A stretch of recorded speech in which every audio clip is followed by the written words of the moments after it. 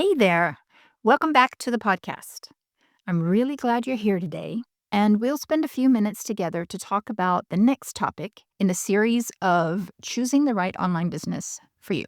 Today, it's going to be about choosing the business that's right for your season of life and why timing matters more than talent. Are you sitting in front of a pile full of tasks for your business, family, household, and everything else to do, and long for that to go away? The trick is creating passive income. Of course, there's some work behind the passive part, but working 20% compared to 120 completely turned around how I enjoy life today. Great to have you here. Are you ready to move the needle, work less, and earn more? Grab your latest craft project and your favorite drink. Let's stitch together purpose, profit, and peace to create the life we've long been wanting. Last week, in the second episode, we talked about why so many people might pick the wrong online business, or at least seemingly many. And it's not because they're incapable, but because the model they choose didn't fit their life. And today, I want to go one step deeper.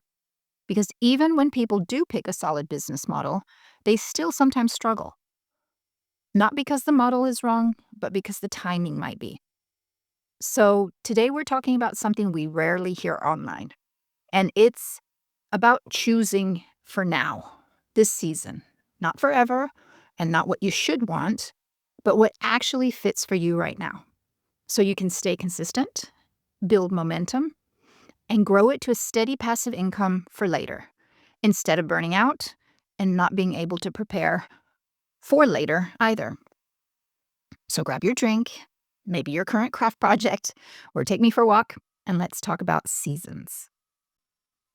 We'll start with part one, why seasons matter more than talent. And here's the truth that took me quite a while to figure out and to grasp. Success isn't about skill. It's about capacity.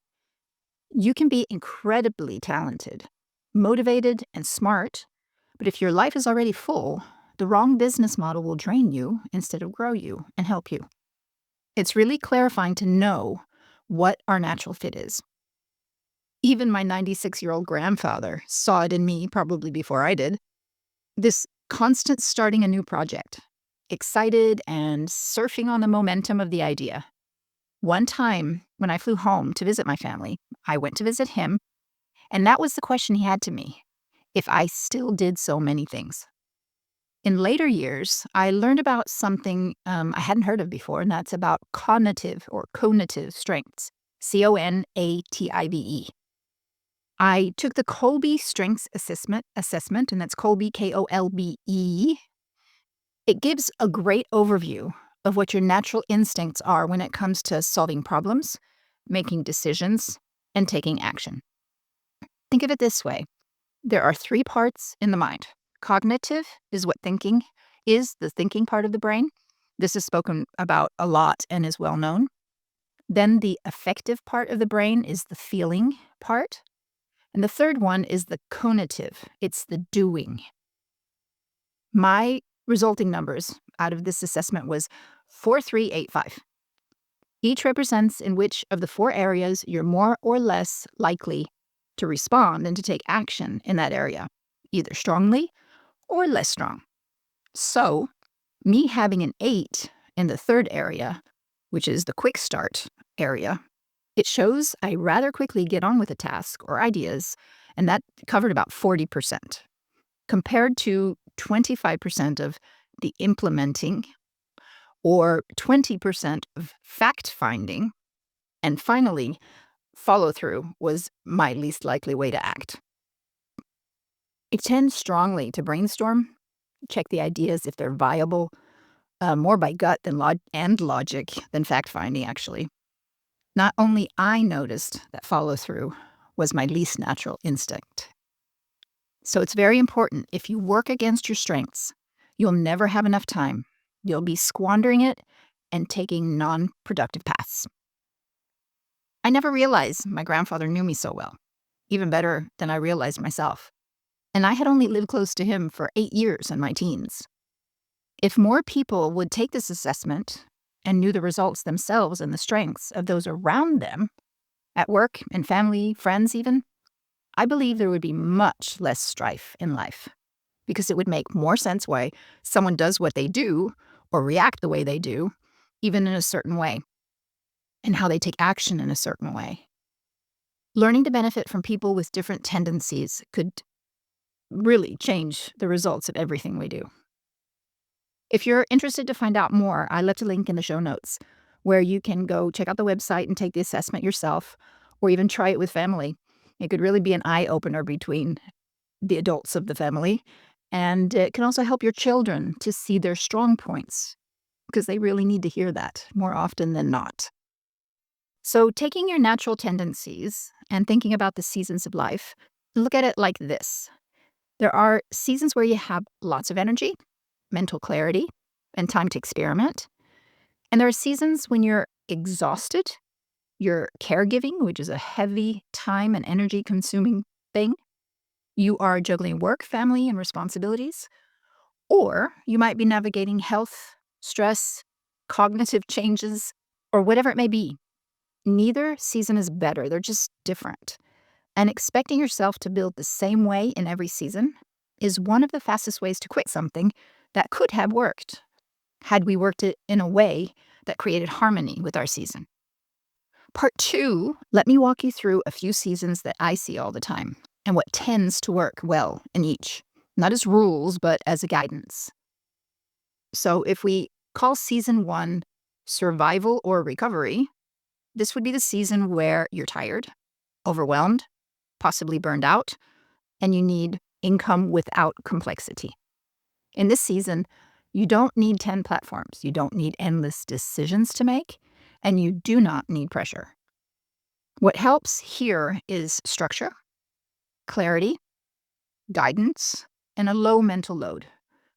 This is often where system-based or supported models shine, because they remove decision fatigue and give you rails to run on. Less can be more, especially in this season. Season 2 we'll call stability and learning. This is where life feels a bit steadier. You have some mental space. You want to learn and grow.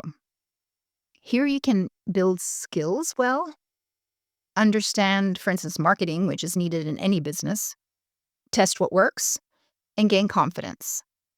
This is where consistency matters more than speed, and where having a mentor or a blueprint can prevent overwhelm. Season 3, creativity and expansion. This is the season where your energy is higher. You feel more confident. You're ready to express your creativity and just run with your ideas. This is where things like creative businesses and content creation, even digital products, can be layered beautifully on top of a solid foundation that you already had. Notice that I said layered, not replace, not jumping from one to the next, but layering them and letting them cooperate. And season 4 is leadership and leverage. This is where you're experienced, you see patterns reoccurring, you enjoy guiding others, and your role shifts. You're doing less tasks, more mentoring, simplifying, and leading. This is also the time where you see more of the passive income coming in because your business has been set up and it's rolling. You have more mentoring, simplifying, and leading. This is where the legacy, the leverage, and long-term income really come alive. Let's look at a few seasons and why people struggle. Here's something important about this. It can happen even in good models. Struggling comes with the territory. Many people don't struggle because their business is a bad one or a wrong one. They struggle because they're building it as if they were in a different season. For example, trying to hustle like a 25-year-old with no responsibilities when you're not 25. Or building complexity when life requires simplicity. Or expecting instant results when patience is required. And when is instant results anyway either possible or even a good idea? And then when they think something must be wrong with me, but often nothing is wrong. Alignment matters and seasons change. I surely see myself in each one of these points. I don't know about you. So part 4 is about staying committed without getting stuck. Now, let me be very clear here, especially because this matters deeply to me. Choosing or recognizing your season does not mean jumping from business to business or chasing shiny objects. We've heard that one. Or restarting every 6 months. If you've tried many things that haven't worked, it's probably not about the thing. It's that you stop or that you give up too soon. True growth comes from A, commitment, B, consistency, and C, allowing your role to evolve, not abandoning the foundation. The business model stays, your activities change, your focus shifts, and your capacity grows. That's not quitting, that's maturing. And the strongest systems are built to support that evolution, from beginner to builder to leader. Now, part 5 of this episode is about questions to help you choose well. So if you would take, I've written down 5 that I think summarizes the majority of the things that I have thought about. If you're evaluating where you are right now, ask yourself these. A, or 1, what do I need most in this season? Do I need time? Do I need income? Do I need clarity or support? 2, how much decision-making energy do I realistically have? 3, do I need structure or freedom? 4, am I building alone or with guidance? And 5, can I stay consistent even during a period of hard days or hard weeks or even hard months? The best choice isn't the most exciting one. It's the one that you can keep showing up for. This, my friend, is key. So let me leave you with this encouragement. You're not behind, you're not late, and you don't need to become someone else to succeed. Authenticity today is your strongest asset. You need a business that fits your life, your season, your energy, and your values. And when those align, consistency becomes easier. Confidence grows, and momentum builds quietly, steadily, and faithfully. In the next episode, we'll talk about how to grow within one model without losing focus, and how leadership naturally replaces hustle over time. Until then, be gentle with yourself, stay consistent, and remember, this is a long game, and you're building something that lasts. Have a wonderful, blessed Christmas week, and I'll see you next week. I hope this episode helped you move forward toward your goals and dreams, and that inspired you in some way. If it did, please do share it with a friend, and it would help me greatly if you would like to leave a review on the show.